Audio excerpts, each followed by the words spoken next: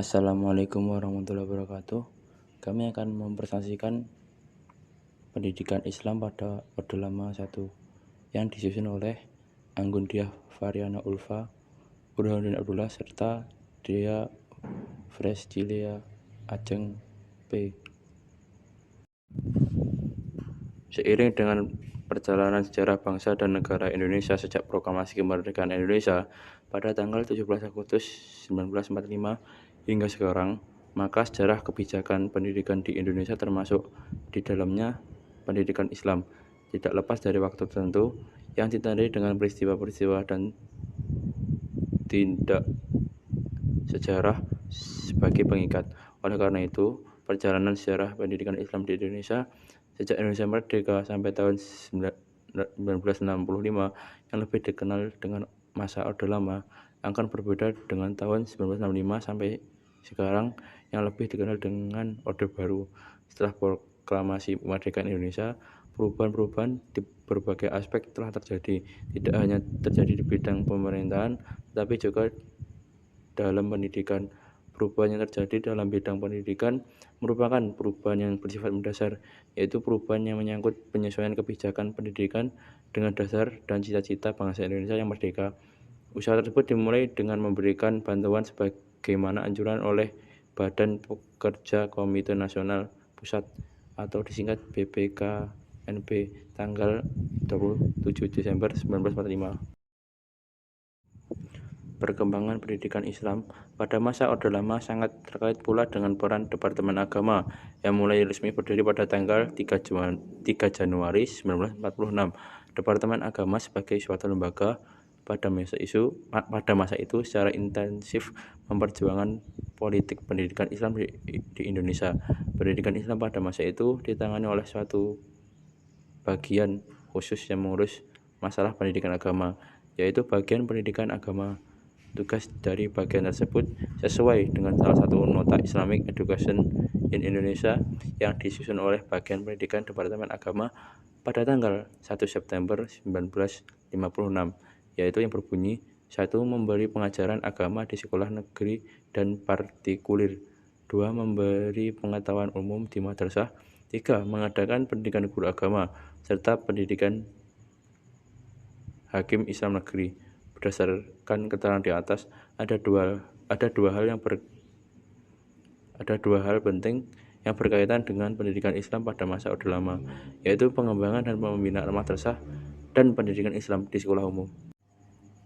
B. Kebijakan pemerintah dalam bidang pendidikan agama Islam pada masa Orde Lama.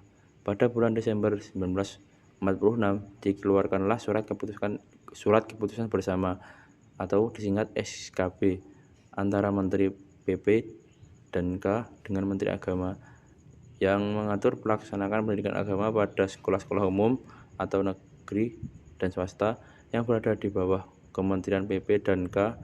Selanjutnya, pendidikan agama ini diatur secara khusus dalam UU nomor 4 tahun 1950 pada bab 12 pasal 20, yaitu 1. Dalam sekolah-sekolah negeri diadakan pelajaran agama. Orang tua murid menetapkan apakah akan mengikuti pelajaran tersebut. 2. Cara penyelenggaraan pengajaran agama di sekolah-sekolah negeri diatur dalam peraturan yang ditetapkan oleh Menteri Pendidikan, Pengajaran, dan Kebudayaan bersama-sama dengan Menteri Agama.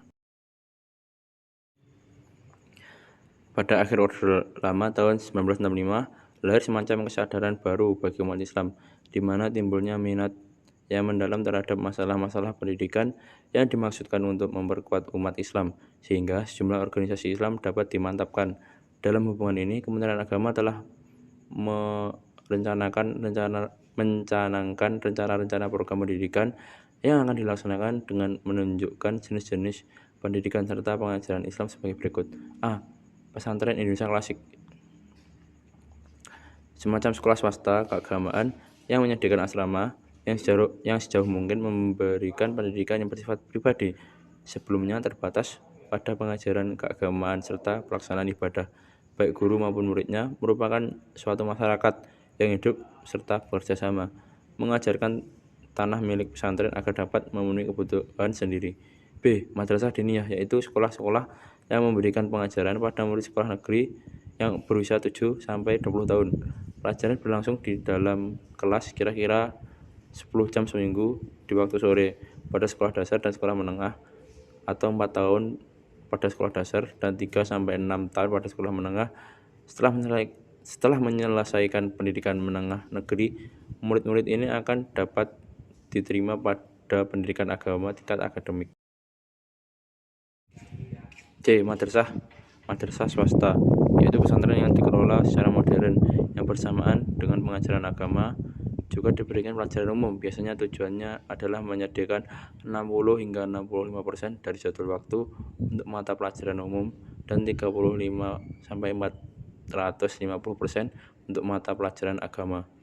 D. Madrasah Ibtidaiyah Negeri atau disingkat MIN, yaitu sekolah dasar negeri 6 tahun di mana perbandingan umum kira-kira 1:2.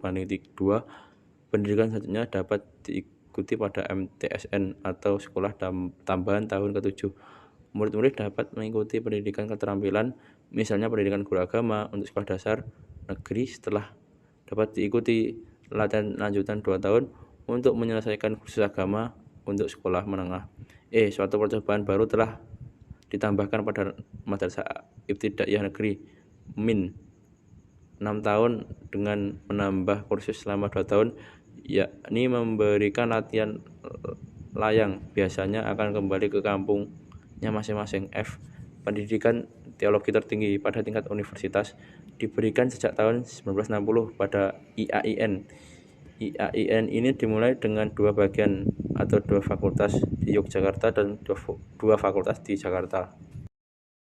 Sekian presentasi dari kelompok kami. Bila mana ada tutur kata yang kurang berkenan, mohon dimaafkan. Wassalamualaikum warahmatullahi wabarakatuh.